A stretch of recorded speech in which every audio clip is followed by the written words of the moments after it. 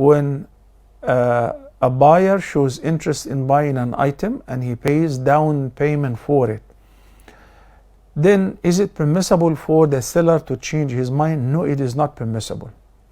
If the item is there, that's why Nabi sallallahu alaihi wasallam, brothers and sisters, said to Hakim ibn Hizam, لا تبع ما ليس عندك, in order to avoid such circumstances. You should not sell something which you do not actually own, which is not in your warehouse, because you may sell something which you don't own. It's not even with you. You don't have an access to it. You take the money from people and say, I will order it. You need to explain to them that you are doing this on their behalf, and they may encounter the risk of receiving it or not. And he's only getting a commission. So this is a huge difference between a commissioner and a seller who owns items and he's reselling them. So if he is selling a car, the car is in the parking lot, in the car lot. Somebody paid the down payment. Let me go home, I'll sell a few items, get the rest of the cash and make the rest of the payment and collect the car. The transaction is complete, and the seller is not permitted to revoke the transaction as long as it is still within the period which the seller allowed the buyer to bring the rest of the money or to fulfill the contract. If the buyer is not interested in resuming the contract, if there is penalty, he should encounter it. Why? Because Bay'ul Arbun, he paid the down payment. There were too many people to pay for it and to buy the item, but we booked it for you. But for the seller to cancel the transaction, it's not permissible. Let's say that all of a sudden, due to the inflation, the prices were raised tremendously, 20%, 30%.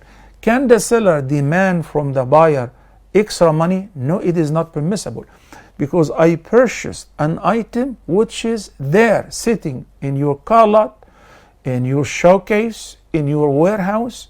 It was only a matter of bringing the rest of the money or financing the rest of the payment. So what if the seller disregarded halal and haram and so on? Then according to the law, I would see how much loss I have encountered, and he is required to compensate me for this loss. Wouldn't say you pay that much or interest rate. It's only to compensate you for the loss that you encountered. But before that, we say, when you sell an item and you tell somebody, khalas, this item is yours, it is not permissible to cancel the transaction, nor is it permissible to sell it to somebody else, even for a higher price.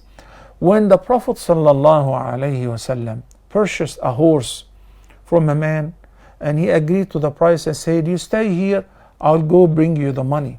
When he returned, he saw this Bedouin was selling the horse to somebody else, obviously for a higher price. So he said, oh man, didn't I buy the horse from you? He said, no, I didn't. Do you have a witness? This is when Khuzaym ibn Thabit popped up and said, yes, I bear witness that you sold him the horse for that much money. The catch in the story, or in the hadith, which is a sound hadith, is in the following fact.